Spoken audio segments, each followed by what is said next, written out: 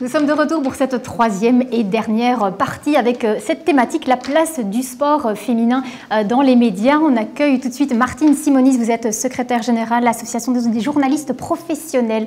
Bonjour, bonjour. Martine. À mes côtés, Christine Schrader qui a vécu une longue soirée d'Europa League hier et on la remercie d'être avec nous aujourd'hui. Alors on parlait des casquettes, vous en avez des multiples aussi du côté d'Eleven, du côté de vous et du côté de la RTBF. On est ravis de vous avoir avec nous, Christine. Merci beaucoup.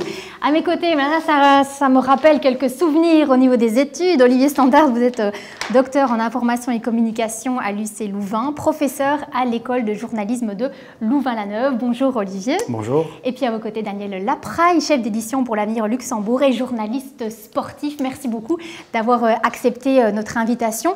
Je pense, Madame Simonis, que vous avez directement quelques chiffres à nous transmettre parce que la place du sport féminin dans les médias, vous savez tout et vous allez tout nous expliquer en détail. En fait, je vais essayer de vous expliquer. On ne sait pas beaucoup de choses parce qu'on n'a pas énormément de chiffres, mais j'ai essayé de rassembler et vous allez normalement avoir un PowerPoint que j'ai préparé pour vous.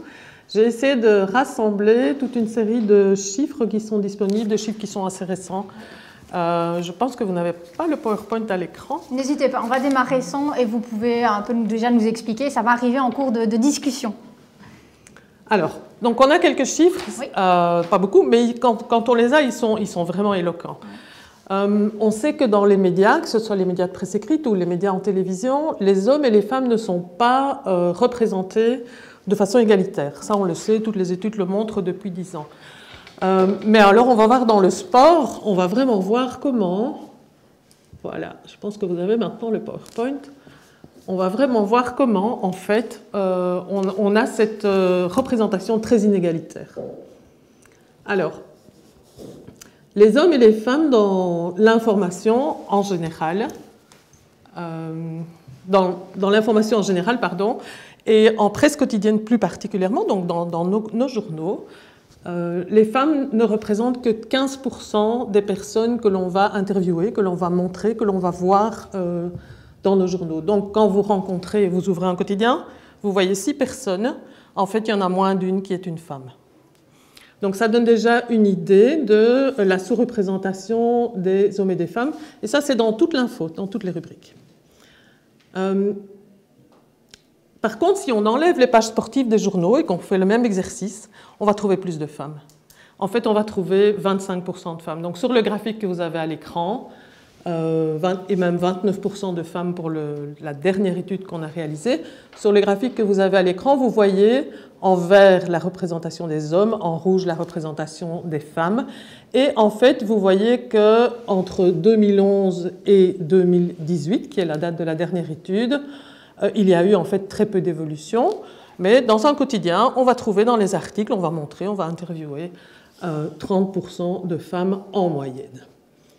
Maintenant, si on prend seulement le sport, le graphique que vous voyez là à l'écran montre en fait toutes les rubriques qu'on va trouver dans un journal, politique, économie, finance, les faits divers, les rubriques société, etc. Si vous suivez ma flèche rouge sur l'écran, vous voyez le sport. Et en rouge, vous voyez dans cette ligne la part de représentation des femmes dans les pages sportives. Et là, on est à 6%. Et de toutes les rubriques que vous avez dans les quotidiens, les rubriques sportives sont les rubriques qui invisibilisent le plus les femmes. 6%, ça veut dire 94% d'hommes, hein, pour le dire autrement, mais je pense que tout le monde avait compris. En plus, on voit aussi que le traitement, la manière dont on va parler des hommes et des femmes, des sportifs, des sportives, est différent. Donc en fait, à la lecture des articles, ce dont on se rend compte, c'est que les résultats des équipes sportives féminines sont souvent relayés en fin d'article quand on parle des hommes, on dit « et l'équipe féminine de hockey ceci », ou bien on va mentionner les résultats des sportives et des équipes féminines sportives en brève, et on va rarement mentionner des joueuses. Et le fait qu'on mentionne rarement des joueuses, ça pose aussi un problème en termes de personnalisation du sport féminin, Et on le voit aussi par une autre étude que l'on fait à l'intérieur de ces baromètres. En fait, on regarde comment on identifie les hommes et les femmes de façon globale. Si on prend la rubrique sport et qu'on regarde comment on identifie les sportifs et les sportives, on voit que les sportifs sont beaucoup moins identifiés que les sportifs. Alors, qu'est-ce qui se passe maintenant en télévision? Donc là, je vous ai parlé de la presse quotidienne. Si on regarde maintenant en télévision, on voit que c'est un peu mieux. En fait, c'est un peu mieux pour la présence et la représentation des femmes en général en télévision, où là, quand vous allez regarder, et je parle uniquement de l'information, pas du divertissement, si vous regardez les programmes d'information, vous allez trouver 37% de femmes en télévision. Ça, ce sont les études qui sont faites par le Conseil supérieur de l'audiovisuel. Par contre, si on prend seulement l'information sportive, vous n'allez plus trouver que 10% de femmes. Mais à nouveau, donc, on a une invisibilisation des femmes dans les programmes d'info en sport. 90% d'hommes, 10% de femmes. Ce qui permet au CSA de conclure sur ce point-là en disant « les femmes sont très majoritairement exclues de l'actualité sportive en télévision ». Alors donc ça, c'est pour la Fédération Wallonie-Bruxelles. Est-ce que c'est mieux en France ? La réponse est oui, mais seulement un peu. Donc si on reprend les programmes TV et radio, parce que le CSA français, lui, il fait les deux en même temps, là, on va trouver globalement 36% de femmes. Et si dans ces programmes, on prend les programmes sport uniquement, on va trouver 18% de femmes. Donc c'est mieux que les 10% qu'on trouvait en télévision et en radio en Fédération Wallonie-Bruxelles. C'est quand même 3 fois mieux que les 6% qu'on trouve en presse quotidienne en Fédération Wallonie-Bruxelles. Donc moi j'aime bien donner ces chiffres parce que quand vous parlez avec des directeurs de médias ou des rédacteurs en chef, ils vont vous dire « Non, non, non, le sport féminin, on en parle beaucoup. Ouais, on en parle tout le temps. Encore la semaine passée, on avait l'interview de machin qui a gagné ceci. » Mais en fait, quand on pose des chiffres sur les réalités médiatiques, on arrive à une réelle invisibilisation des sportives et des équipes. Donc là, ici, on a des chiffres clairs. Et justement, il y a un exemple français que vous l'avez montré. Ils ont pris de l'avance sur nous. Olivier Standard, justement, par rapport à ça, comment on peut expliquer qu'il y ait justement ce choix, ce tri entre une information sportive qui est prioritairement laissée aux hommes et que les femmes, finalement, ça reste une actualité qui n'est pas forcément essentielle, qui passe au second, voire au troisième plan. Pourquoi ? Alors, c'est pas, du point de vue des audiences, c'est pas un désintérêt pour les performances de sportifs féminines, parce que quand il y en a qui réussissent bien, on le voit notamment en Belgique dans le cas du tennis, par exemple, pour les carrières, par exemple, de Kim Clijsters ou Justine Henin, ça marche très bien du côté des audiences. Donc, en fait, il faut aller, à mon avis, au-delà de la question du désintérêt a priori des audiences. Par contre, ce qui est effectivement interpellant, c'est de voir dans quelle mesure les associations sportives, le sport féminin est capable aussi d'avoir des points de contact, d'avoir une force, on peut dire, d'action avec les médias. Et il y a aussi la question centrale des enjeux économiques, c'est-à-dire à partir de quel moment est-ce que le sport féminin est un draineur d'audience suffisant pour développer, ce qu'on peut appeler un peu pragmatiquement une marketplace, mais un marché qui fait que les médias vont s'y intéresser. Et là, il y a peut-être globalement 2 stratégies. C'est soit les médias y vont proactivement et se disent on investit, ce qui peut-être au départ est une niche et on espère qu'à un moment ça va suivre. Et il y a des exemples qui le montrent. Il y a quelques événements, par exemple les dernières Coupes du Monde de football féminines ont bien marché et servent, on va dire, peut-être de point de bascule qu'il faut étudier à long terme. L'autre stratégie, c'est peut-être des médias un peu plus attentistes et qui disent tant qu'on n'est pas certain qu'on n'a pas les garanties on ne fait pas et on est plutôt dans une position suiviste. Donc c'est pas, je pense, une question de désintérêt, c'est investir des points de relation, des points de contact entre les deux marchés, si je peux parler comme ça, qui permettent finalement de faire avancer les choses et de convaincre. C'est aussi pragmatique, mais par le biais des audiences. Oui, Christine Schraeder, c'est vrai qu'on se demande permettez-moi cette expression, quel est l'œuf de la poule. Est-ce qu'il faut par exemple plus que justement de présence dans les médias pour que ça intéresse les gens? Oui, est-ce qu'il faut attendre que les gens s'intéressent justement à la pratique du sport chez les femmes pour en parler plus dans les médias? C'est quoi la règle à suivre? Je ne sais pas s'il y a une règle en fait, Anne, mais je me demandais, Martine, elle date de quand l'enquête? Donc, en presse quotidienne, elle porte sur un échantillon de 2018. Oui. Et en télévision, celle du CSA, elle porte sur 2017. Donc c'est quand même assez récent. C'est récent, mais en fait, c'est en marche. Je pense que ça bouge, et Anne peut en témoigner avec les Red Flames qui sont diffusés, donc l'équipe nationale de football, sur RTL. Nous, sur les chaînes payantes, on va dire sportives, il y a quand même eu une évolution déjà depuis un petit temps, et notamment dans le monde du hockey. C'est-à-dire que les Red Panthers sont traités également par rapport aux Red Lions. Et puis ici, il y a un pas qui a été fait. Je pense que 2021 est une année charnière avec la diffusion 50% sport féminin, sport masculin au niveau des Jeux Olympiques et de la retransmission notamment sur la RTBF. Et tout ça va faire que l'évolution a lieu. Il a fallu attendre aussi, malheureusement, ça c'est peut-être par rapport à ta question, Anne, qu'il y ait des résultats. Contrairement aux hommes où on ne se pose pas la question. On va suivre une équipe nationale, quels que soient ses résultats. Et Dieu sait, si même avec les hommes, on s'est un peu ennuyé pendant quelques années. Donc les femmes doivent faire leurs preuves pour avoir une fidélité. Et alors là, on revient au centre d'un débat plus sociétal. Ouais.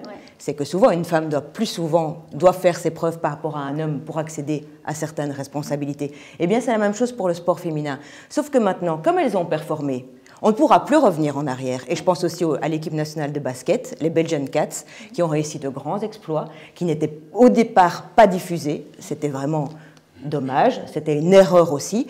Et le public aussi, quelque part, a fait pression. Et pas seulement un public féminin, parce que c'est clair qu'aujourd'hui encore, peut-être que Martine pourra nous le dire aussi, puisqu'on sait qu'Anne et moi, on aime le sport, et même le foot. Est-ce que vous regardez vraiment du sport ou du... Moi, j'ai joué au foot, donc moi, j'aime le foot. Mais, voilà. mais très bien. Vous êtes inscrit dans la team. Mais moi, je regarde le foot féminin parce que c'est ça qui m'intéresse, mais on n'en voit pas souvent. Donc, Mais là aussi, il y a une grande première. C'est bien que vous en parliez. Depuis cette saison, dans les droits nationaux, voilà, sur Eleven, dans les droits et dans la charte de vente des droits, de distribution, il fallait diffuser pour la première fois le football national à un rythme très régulier. Ici, même pendant les playoffs, c'était un match en direct par journée de championnat. Donc, il a fallu aussi que du côté des hommes et des fédérations masculines, on impose cela. L'Union belge a fait un grand travail par rapport au football féminin, qui est en plein développement. Je pense qu'on ne pourra plus jamais revenir en arrière. Et ça, c'est le point très positif, et certainement par rapport à 2017. Oui, on a senti vraiment deux piliers dans votre intervention. Ouais. C'est l'intervention des médias, c'est l'intervention des fédérations. Justement, Daniel Lapraille, par rapport à cela, le rôle des médias par rapport à la pratique du sport auprès des femmes, comment est-ce qu'on peut justement faire en sorte qu'il y ait de plus en plus de présence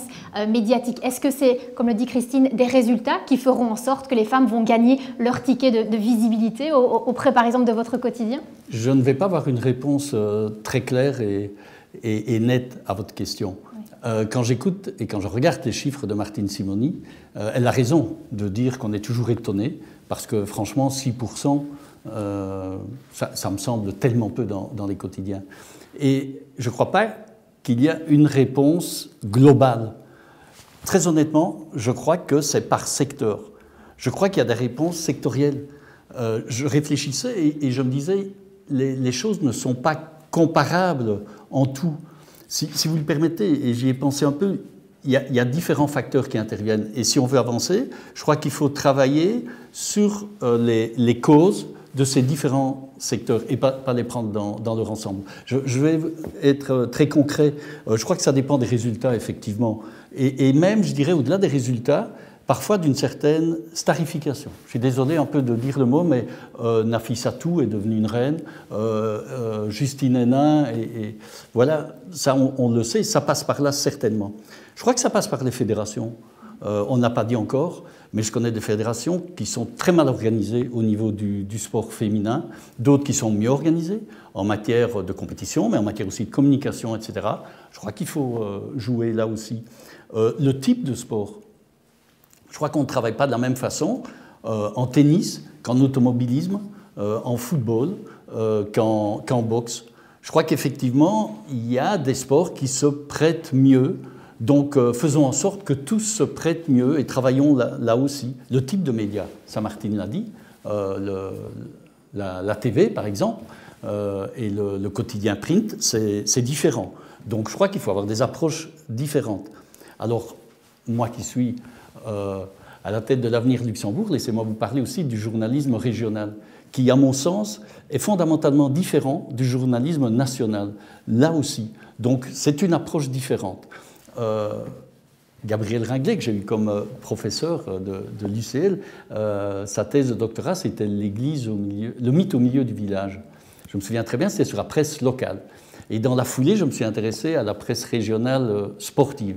Je peux vous dire aussi qu'elle véhicule d'autres valeurs que la presse nationale. Donc là, il y a une différence également. Je crois que ça dépend du journaliste aussi, ou du chef d'édition, ou du rédacteur en chef, ou du chef des sports. Donc, justement, est-ce qu'il faudrait plus de présence féminine au sein des rédactions sportives pour peut-être avoir un intérêt plus focalisé sur les performances des femmes? C'est possible, mais je n'en suis pas certain. Parce que figurez-vous que je connais des femmes journalistes, bien sûr, et au sein de ma rédaction, qui ne sont pas davantage intéressés par les performances féminines que par les performances masculines. Donc je ne suis pas absolument certain. C'est pas la solution, c'est pas une mixité dans les rédactions, un peu plus d'équilibre, de parité qui pourrait justement permettre plus? C'est une bonne question parce que voilà, on sentait que dans un débat comme celui-ci, c'est une question qui se pose et qui se pose de manière plus générale aussi pour les médias. Il y a beaucoup d'études qui se penchent là-dessus, qui arrivent à des résultats, comme Daniel l'a dit, assez différents selon le cadre de référence du média, par exemple service public ou pas public, national, régional, le scope d'activité poursuivi. Et grosso modo, voilà, c'est vraiment la question de recherche qui arrive à un moment dans beaucoup d'études en sport et médias. Et globalement, si on monte le nombre de journalistes femmes dans un staff, passer un certain stade, la tonalité peut changer. Ce n'est pas nécessairement l'agenda setting, ce n'est pas nécessairement le canevas général, parce qu'il y a évidemment beaucoup d'autres variables qui entrent en ligne de compte. On ne peut pas faire assumer simplement à la variable de genre et à une femme le fait de tout changer. Mais quand on arrive à une certaine masse critique, la tonalité peut changer, la manière de présenter les sujets, et aussi peut-être à plus long terme, la manière d'un petit peu décloisonner ce qui est un canevas parfois un peu corseté, qui est celui de l'agenda, des sujets qui s'imposent, en tenant compte aussi que le sport féminin s'est beaucoup développé, mais parallèlement, le sport masculin n'a pas cessé, lui non plus, d'investir, d'attirer des sponsors, d'attirer des audiences. Donc, en fait, la montée en puissance du sport féminin, c'est pas comme si à côté d'elle, le sport masculin se tassait. Il continue à générer de nouveau un marché et des audiences qui sont... Pouvoir répondre aux attentes de tout le monde aussi. Qui n'arrêtent pas de battre des records, tout simplement. Enfin, à chaque fois qu'il y a une Coupe du Monde, ça casse la baraque à tout niveau. Donc, c'est pas évident non plus. Si on est dans cette espèce de comparaison, c'est pas évident de se faire une place par rapport à ça. Quand on voit les chiffres, je veux dire, la portion congrue qu'on réserve au sport et aux sportives et au sport féminin, franchement, les marges de progression, elles sont énormes. Donc, je pense qu'il y a aussi une responsabilité éditoriale de nos médias, une responsabilité sociale de représenter la réalité telle qu'elle est. Donc, on sait que les femmes et les hommes font du sport quasi à égalité dans la société. Et donc, en fait, l'image qu'on donne de cette société, c'est une image où le sport est un bastion masculin, mais peut-être un peu comme les médias sont encore des bastions masculins. Et historiquement, ils l'ont été. Donc, ils se sont construits. Le sport a construit le journalisme et le journalisme a construit le sport. Les deux fonctionnent ensemble. Ajoutez-y l'écosystème économique et puis vous avez la manière dont tout ceci fonctionne. Donc, en fait, les médias ont toujours été très masculins, commencent seulement à se féminiser. J'ai quelques chiffres sur la composition des rédactions, ce compris les journalistes sportifs. Il faut des quotas désormais pour avoir plus de femmes présentes dans les rédactions sportives? Moi, je ne parle pas de quotas parce que les quotas, ils sont là pour l'instant. Oui. Mais ils sont trustés par les hommes. Donc, il y a un quota naturel pour l'instant.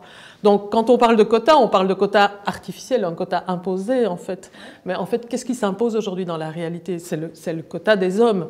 Dans les médias, dans le sport, dans les fédérations sportives, le quota, il est là.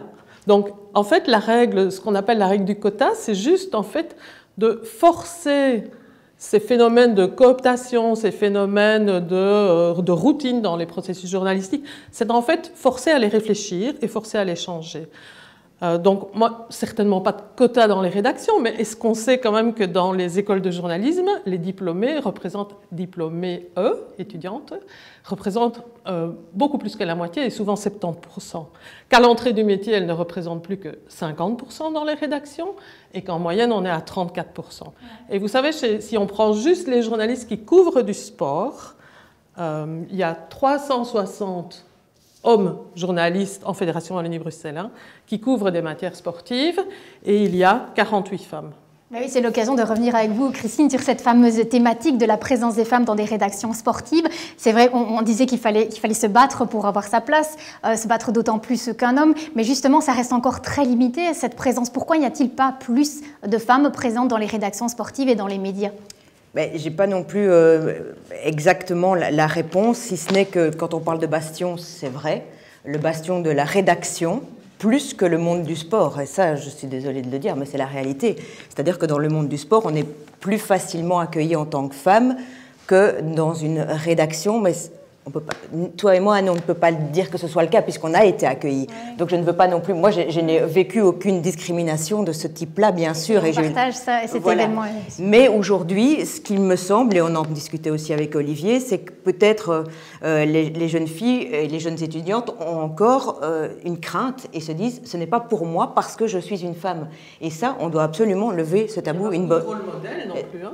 Ben on est là. Hein. Oui, vous, maintenant, vous êtes là. Mais c'est vrai qu'il n'y a pas assez de représentants féminines. Il n'y en a pas beaucoup, c'est ça que je dis. Est-ce que ça peut susciter des vocations? Enfin, Christine, on sait que vous avez bousculé un petit peu, vous avez ouvert certaines portes et ça fait du bien aussi à certaines femmes qui se sont reconnues en vous en se disant mais si Christine Schrader, elle est à sa place, qu'elle a les compétences et qu'elle sait très bien parler de son métier, qu'elle a la passion aussi, eh bien ça a pu faire naître des vocations justement. Pourquoi il n'y a pas d'autres femmes derrière qui suivent en se disant ben voilà, on a aussi une place dans les médias et on s'y installe et on fait face aux hommes finalement. Mais je ne sais pas, j'espère qu'on ne les freine pas, en tout cas dans leurs études aussi, et qu'on leur dit que tout est possible et qu'on leur ouvre la voie du possible.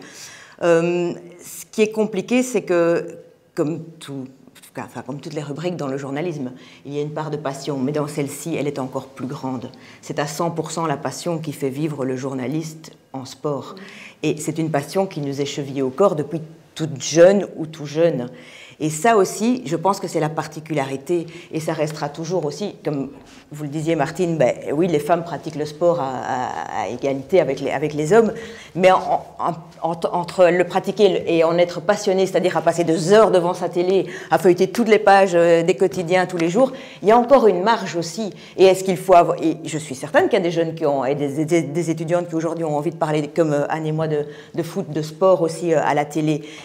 Mais il faut vraiment pouvoir être soutenu et supporté, c'est vrai aussi, par les écoles de journalisme notamment, et par les rédactions via les stages qu'elles feront, qu'elles demanderont à faire, et d'être accueillies dans ces moments-là aussi comme il le faut. Je pense que les nouvelles générations de jeunes journalistes le feront. Il reste encore des anciennes générations qui sont peut-être, c'est vrai, et il faut le dire, un petit peu réfractaires à cette idée-là. Le rôle des institutions est essentiel. Hein. C'est justement, oui. Olivier Sandard, vous représentez aussi l'école de journalisme, notamment de Louvain-la-Neuve. Ça veut dire, si je suis les propos de Christine, que dès que vous décelez véritablement une passion chez quelqu'un, il faut pouvoir aussi l'attirer vers le haut, lui ouvrir les portes, lui donner certaines clés, lui donner certaines passerelles pour pouvoir justement lui permettre de pratiquer sa passion et qu'elle devienne son métier. Mais c'est fondamental. Notre rôle, là je rejoins tout à fait l'analyse de Christine, c'est accompagner ça, c'est les développer dans le cadre ici d'un enseignement universitaire, c'est faire en sorte que ce soit effectivement du domaine du possible, sachant que notre travail dans le cadre d'une école s'arrête aux portes de la profession et qu'après il y a un relais qui se prend. Mais c'est sûr que ça sert de rampe de lancement et par exemple cette année dans le cadre, voilà, on a changé les programmes, on a un cours de journalisme spécialisé dans lequel il y a un module de journalisme sportif. Il est vrai, alors voilà, il est vrai comme le dit Christine, que ça reste effectivement prioritairement, mais pas exclusivement, une préférence pour les garçons, même si j'ai rencontré, depuis que je suis à l'EJL, quand même des filles aussi qui étaient, notamment vous, qui étaient intéressées par le football. Il faut effectivement développer davantage cet esprit de décloisonnement, les stratégies éditoriales qu'il peut y avoir là derrière, et qui ne sont pas fondamentalement une question d'homme ou de femme, c'est une question de saisir de manière pertinente un sujet, le traiter, amener de la plus-value, et de nouveau, je pense que ça peut, à mon avis, aller au-delà de ça. C'est un vrai chantier, un vrai travail. C'est vrai que c'est la responsabilité des écoles de travailler là-dessus, et puis après, il faut essayer que ça percole sur le marché du travail avec les réalités du marché du travail, c'est-à-dire des emplois, des rédactions, des missions rédactionnelles. Je veux dire, c'est encore autre chose, mais oui, ça fait partie du travail qu'on essaye de faire. Daniel, le premier levier, justement, c'est la formation, c'est justement repérer les talents, repérer ces femmes qui ont envie de parler de sport. Mais en les écoutant, je me faisais la réflexion que je reçois tout de même pas mal de candidats, voilà, à une collaboration ou à... avec des filles, pas mal de filles, très peu, il faut regarder la réalité en face, souhaitent travailler en sport. C'est un constat. Alors, il faut travailler en amont sans doute, mais en tout cas, quand elles sont aux portes du métier, et il ne faut pas se cacher, pourquoi ne pas dire aussi que c'est du travail de week-end essentiellement, et que ce n'est pas toujours ce qui les attire, que c'est des séjours à l'étranger de plusieurs jours. Aller au JO 4 semaines, ce n'est pas évident pour une jeune maman, ça je comprends absolument. Donc je crois qu'il y a ça, et on en parlait avec Christine tout à l'heure, la passion, mais aussi la culture. Ce n'est pas, on ne s'improvise pas journaliste sportif. Alors, je suis désolé de le dire, on peut peut-être s'improviser journaliste économique en lisant, en étudiant, en tout à coup s'intéressant à cette matière. Parce que le téléspectateur qui regarde le sport est très exigeant. Ah, moi, je crois qu'il y a vraiment une grosse exigence, surtout dans les sports les plus populaires, et que ça doit faire partie d'une culture. Et surtout vis-à-vis des femmes. Pardon ? Et surtout vis-à-vis des femmes. Non, pas nécessairement. Je crois qu'il ne faut pas... je ne sais pas, je suis toujours très... On a moins droit à l'erreur, ça c'est clair. On ne peut pas se tromper. Mais si une femme se trompe, c'est parce qu'elle ne connaît pas sa matière, alors que si un homme se trompe, c'est parce qu'il est peut-être fatigué ou dans des mauvaises conditions. Donc finalement, ça veut dire que le baromètre est quand même différent. Je peux vous apporter en tout cas une expérience et qui va mettre de l'eau à votre moulin, et j'en suis gêné, mais je suis là aussi comme journaliste et pas comme théoricien. J'ai couvert des Jeux olympiques et notamment une certaine Olympiade où il y avait une jeune dame qui était journaliste sportive, bien sûr. Elle a été très mal accueillie par les journalistes sportifs. Elle était laissée à l'écart, elle était mal considérée, et franchement, ça date de quelques décades, pas trop quand même, et c'est d'une grande tristesse. Et ça, évidemment, je rejoins totalement Christine quand elle dit qu'il n'y a pas seulement le monde sportif, il y a aussi le monde des journalistes. Franchement, je pense que le monde sportif est même à l'effet inverse, plutôt agréablement surpris parfois au départ, mais surtout heureux aussi de ne pas avoir seulement affaire à des hommes, et même entre hommes. Et pour les femmes, c'est aussi une forme de soutien. Depuis 2017, je commente les Red Panthers sur Vous Sport. Je sais que ça a eu un impact aussi pour le hockey féminin pour elle, et j'en suis très honorée, et qu'elle me l'ait relayé aussi, par rapport au fait notamment que je venais du monde du foot et que je portais attention à une équipe féminine d'un autre sport en plus, qui n'est pas le sport le plus, qui n'était pas à l'époque, enfin qui l'est de plus en plus, mais qui n'était pas le sport le plus médiatisé. Si, de cette manière-là, je peux faire avancer la cause, évidemment, mais attention, c'est le bastion et la caste rédaction. C'est là aussi que ça doit bouger. Mais pour revenir aux étudiantes, j'ai été de nombreuses fois maître de stage pour différentes écoles d'ailleurs ou pour universités. J'ai eu peu de demandes venant d'étudiantes. Et s'il y en a, évidemment que je serai la première, et Anne certainement aussi, à pouvoir épauler, accueillir et guider une étudiante. Donc, et si elles écoutent encore une fois aujourd'hui, je le répète, on est là pour les aider aussi à passer ces barrières, et surtout pour peut-être les rassurer s'il le faut. Je pense qu'Anne et moi, la caractéristique, c'est qu'on n'a pas eu besoin d'être rassurés. Que notre passion qu'on vit depuis toujours, comme tu le disais aussi Daniel, c'est une connaissance depuis toujours, c'est un background, c'est aussi familial d'une certaine manière, c'est un soutien des plus proches, comme j'ai toujours dit aussi, moi je parle de foot avec des hommes, des garçons depuis toujours, parce qu'en plus aujourd'hui c'est vrai que les femmes parlent plus de foot, mais il y a 30 ans, je suis un peu plus âgée qu'Anne, 40 ans, il y avait que les garçons qui parlaient de foot. Donc pour moi, ce n'était pas une différence. Je suis une personne qui aime le foot, je ne suis pas une femme qui aime le foot. C'est la passion aussi, et quand vous parliez des horaires, quand on est passionné, finalement, ça dépasse les horaires. Regardez Christine qui a passé une longue soirée, eh bien, elle n'est pas du tout à se plaindre, au contraire, elle est bien contente d'avoir passé une finale comme celle-là. Et en plus, les femmes ne se plaignent pas. Je vous propose d'intégrer justement une championne de haut niveau qui est Charline Van Snick. Elle nous parle de la différence du traitement médiatique de l'information sportive féminine.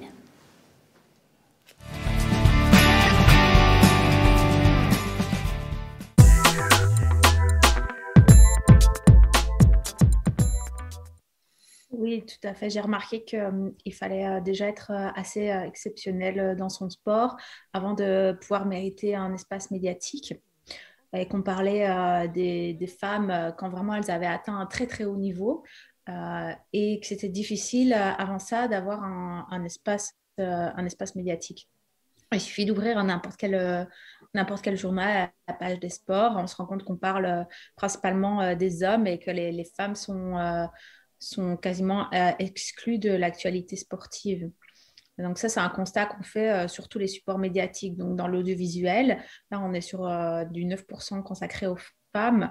Mais si on regarde les 100 derniers posts des pages qui recensent les articles sportifs, on se rend compte que les femmes sont représentées à moins d'1%. Donc c'est vraiment très très peu, on est complètement exclus.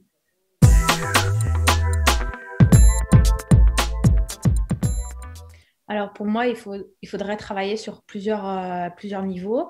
Donc d'une part, les quotas, surtout sur les médias publics. Là, c'est pour moi important pour se rendre compte que la sportive, en fait aussi énormément d'exploits. On s'est rendu compte qu'on avait énormément de sportifs qui étaient sur la scène internationale, dans le top 5 mondial de leur sport, et qu'elles sont juste inconnues parce qu'on n'en parle pas. Donc, pour moi, les quotas, c'est une passerelle nécessaire pour arriver à plus d'équité. Et ensuite, il y a le traitement plus de fond, parce que les journalistes, évidemment, ont aussi leur propre biais cognitif quand ils relayent l'information et ne se rendent pas compte. Pour avoir discuté avec certains, ils ont vraiment l'impression de relayer l'information de façon impartiale, en fait.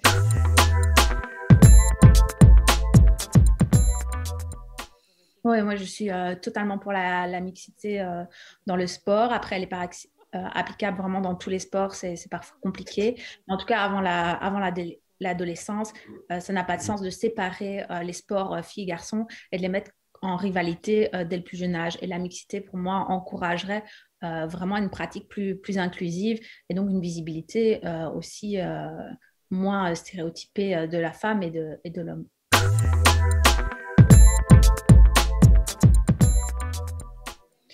Oui, évidemment. Donc, il y a d'une part le fait qu'on ait moins d'espace et d'autre part, l'espace qui nous est dédié, comment est-ce qu'il est utilisé. Donc, il y a des fois, ça arrive que la femme ne soit pas nommée. Donc, on va dire, elle va revenir sur le terrain après 5 mois d'absence. Elle n'est pas dans le titre. Alors que les hommes, ils sont systématiquement dans les titres. Donc ça, c'est déjà problématique parce qu'on ne met pas de nom sur la femme. Et ce qui empêche monsieur et madame tout le monde de pouvoir nous citer 10 sportives célèbres belges. Ça, c'est vraiment quelque chose qui est très compliqué. On peut demander à n'importe qui. C'est un constat très facile à faire. Ensuite, il y a le fait que les sportifs sont régulièrement ramenés à leur corps, à leur féminité, à leur beauté, à leur tenue de sport, etc. Et qui doivent accuser du coup des commentaires sexistes. Et même les sportives, on a intégré ça. Moi-même, je suis la première à avoir intégré ça, à vouloir dire non, moi je suis sportive, mais je reste une femme avant tout. Et c'est problématique parce qu'on ne met pas en avant le sport, on met en avant que c'est une femme. Et on veut qu'elle reste femme et qu'elle ait certains attributs féminins qui soient mis en avant.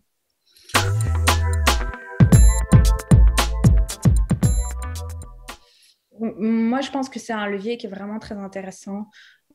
Surtout que le langage aussi, pour revenir sur le langage, quand un homme fait un exploit sportif, on va vraiment utiliser un vocabulaire très, très glorifiant, encenser le sportif vraiment au rang de héros. C'est incroyable ce qu'il a fait, vous imaginez d'où il revient, etc.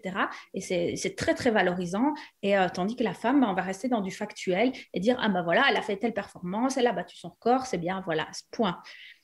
Et donc, effectivement, si on rassemble la femme et l'homme dans la mixité dans le sport, je pense que c'est un levier intéressant pour essayer d'avoir un langage en fait, qui soit plus concentré sur le sport et moins si différent entre la femme et l'homme.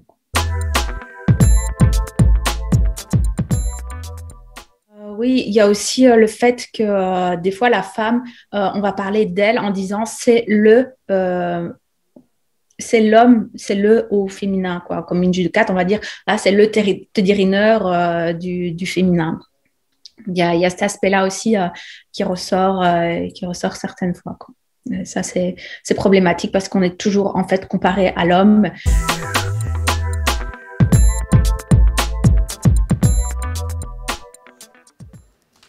On remercie Charline Vansny qui a lancé ce débat. C'est vrai, sur cette tendance, le sport féminin est moins visible, peut-être moins bankable. Martine, vous souhaitiez clôturer cette table ronde par rapport à cette thématique? Oui, en fait, moi, je voudrais dire que, pour enchaîner sur ce sur quoi on s'est arrêté, est-ce que le fait qu'il y aura plus de femmes journalistes sportives qu'aujourd'hui, parce qu'on est vraiment une portion congrue, est-ce que ça va amener nécessairement plus de présence de sport féminin dans nos médias ? Je pense que oui, mais pas tout seul. Je crois qu'il faut une vraie volonté éditoriale. Il faut vraiment que les rédacteurs en chef, les directions des médias se disent « Bon, le sport féminin, les gars, ça existe, il faut en parler, ça intéresse plein de gens et c'est un modèle économique qui commence à bien fonctionner et qui va aussi fonctionner pour les médias. » Mais ça, je pense que c'est en route. J'ai l'impression qu'on est en train d'être dans une bascule comme ça. Et je vois par exemple ce qu'a fait la BBC. En 2019, la BBC a décidé de mener une vraie opération éditoriale sur le sport pratiqué par les femmes et ça s'appelle #ChangeTheGame. Et l'idée, c'était de dire que les femmes qui font du sport, on peut les représenter en quantité, donc beaucoup d'événements sportifs féminins, mais aussi en qualité. Et la BBC a mis vraiment le paquet sur le portrait de sportives, sur le portrait d'équipe, sur les histoires, sur ces pionnières du sport. Et ça a donné lieu vraiment à des reportages qui étaient passionnants. Et ça a aussi installé l'habitude chez les téléspectateurs de la BBC de pouvoir avoir pas mal de sport féminin, de s'y habituer, de commencer à aimer, à comprendre le jeu, les différentes techniques qui sont utilisées. Il y a un vrai travail pédagogique finalement. Et il y a un vrai travail éditorial et un vrai travail journalistique. Ouais. Et je pense que si on arrive à croiser les deux, on est dans un cercle vertueux. Parce que qu'est-ce qu'on sait ? On sait plus de médiatisation, plus de moyens, plus de sponsors, plus de résultats, plus de médiatisation, etc. Ça, c'est le cercle vertueux.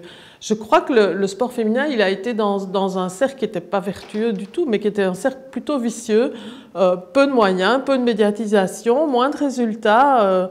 Et on a longtemps tourné là-dedans. J'ai l'impression qu'on est dans une bascule, et moi je trouve que c'est vraiment bien. Mais ce qui me ferait plaisir, c'est que des chaînes comme la RTBF, et ça commence, mais aussi comme les chaînes privées, mais aussi comme les quotidiens, prennent ça à bras-le-corps et se disent « Allez, on met le paquet sur les femmes dans le sport, ça pourrait être vraiment bien. » Allez, suivez les Red Flames, le 10 juin, il y a un match amical contre l'Espagne sur Club RT.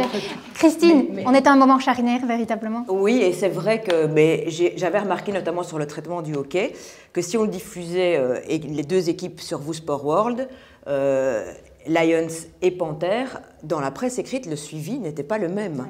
Et le traitement n'était pas du tout le même, avec effectivement une plus grande place pour les Lions que pour les Panthères. Alors on va dire aussi faute de place, faute de publicité dans la presse, enfin on va entrer dans ce vaste débat.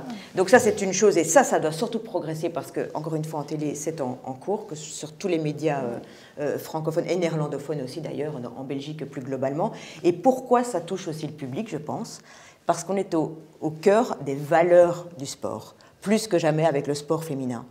Tout sport confondu, on est au-delà des conditions financières. Elles pratiquent leur sport. Quand vous parlez des conditions difficiles, peut-être pour la vie professionnelle d'une femme journaliste à mêler vie professionnelle, vie privée, je peux vous assurer que les sportives, c'est véritablement de grands exploits aussi. Je sais que beaucoup de sportifs hommes le font aussi. Et je cite souvent le hockey, mais c'est vrai aussi dans ce sport-là.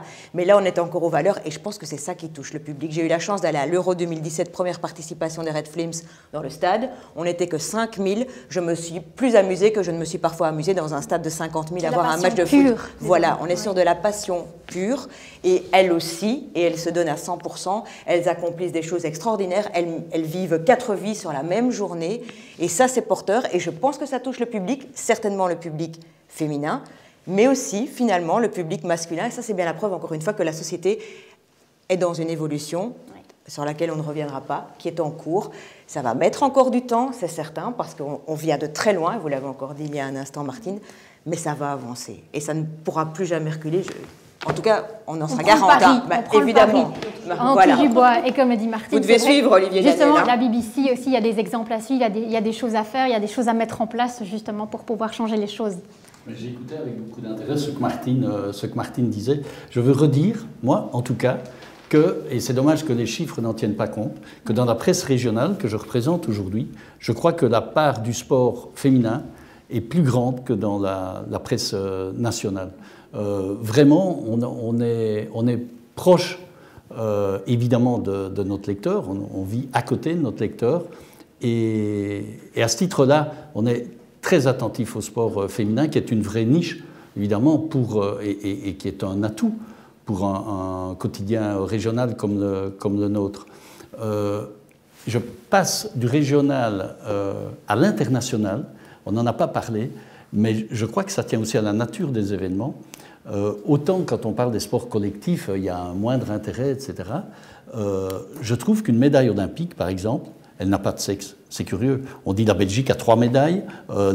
Et la médaille, qu'elle soit d'un sportif ou d'une sportive, a la même valeur, en fait, parce qu'on est là à un niveau qui fait qu'on y trouve, son compte. Aussi dans quelques semaines. Alors que ce n'est pas le cas nécessairement, je dirais, dans des championnats nationaux, par exemple. On va clôturer. Oui. Une dernière parenthèse, parce que ce que vous dites aussi est intéressant par rapport aux Jeux Olympiques.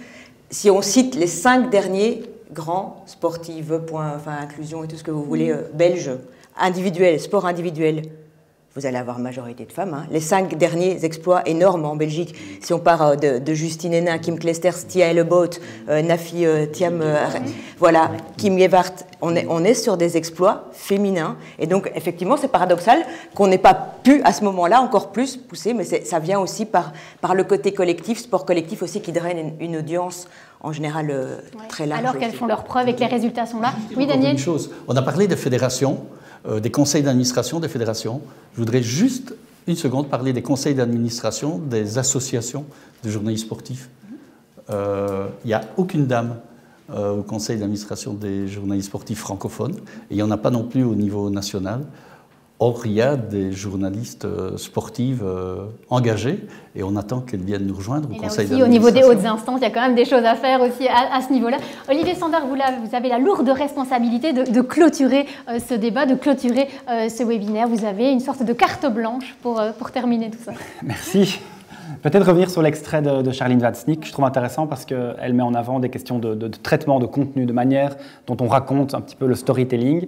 Il y a beaucoup de choses qui sont étudiées à ce sujet-là aussi. Je pense qu'il y a un vrai enjeu, c'est de systématiser ce genre d'études, de les faire avec une vraie méthodologie sur un temps long pour avoir des avis nuancés. Parce qu'effectivement, comme on l'a bien vu, d'un cas à l'autre, d'une sportive à l'autre, d'une compétition à l'autre et d'une culture journalistique à l'autre, c'est pas du tout la même chose les tabloïds britanniques que la presse quotidienne francophone. Il faut prendre tout ça en compte. Et quand elle parle on va dire, de la manière dont on parle des femmes sportives dans la presse, c'est tout aussi important que l'aspect quantitatif, à mon avis. Elle met en avant le fait que parfois on sexualise, on érotise les femmes, on trivialise, c'est-à-dire qu'on les ramène à leur rôle de vie privée, que si elles réussissent, c'est parce qu'elles ont un excellent coach. La grille de lecture n'est pas la même que pour un homme. La grille de lecture n'est pas la même, mais par exemple, ça renvoie à des réalités alors tangibles, structurelles. Il y a moins d'encadrants femmes dans le sport féminin. Bon, Justine Henin, c'était Carlos Rodriguez, par exemple.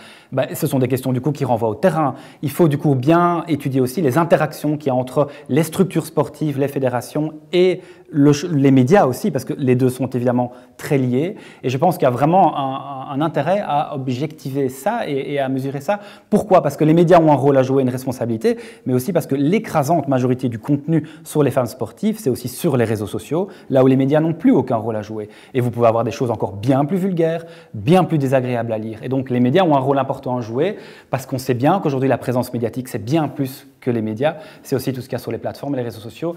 C'est encore une autre paire de manches. On sent qu'il y a un véritable chantier qui a été lancé. En tout cas, on a pris le pari. Martine, Christine, Daniel et Olivier, ça va changer. On va faire bouger les choses. D'ailleurs, on en revient à cette thématique de notre webinaire qui s'appelle « Du constat à l'action ». Et désormais, il va falloir mettre tout ça en application. C'est l'occasion de vous remercier pour votre présence avec des débats très intéressants. Merci aussi à tous les intervenants qui sont venus ici participer à ce webinaire. Merci aussi à vous pour toutes vos réactions. N'hésitez pas à aller voir sur le site de l'ADEPS les vidéos qui seront en ligne. L'occasion aussi de vous rappeler que dès le mois de septembre, il y aura un nouveau webinaire consacré à la place de la femme. Ce sera l'occasion de se retrouver avec beaucoup de plaisir. On remercie les membres de l'ADEPS, de la Fédération Wallonie-Bruxelles et toutes les équipes techniques grâce auxquelles on a pu passer un très bon moment en votre compagnie. Plus de 2h30 de direct et ça c'est beau. En tout cas, on vous dit à très bientôt. Vive le sport et vive les femmes. Au revoir.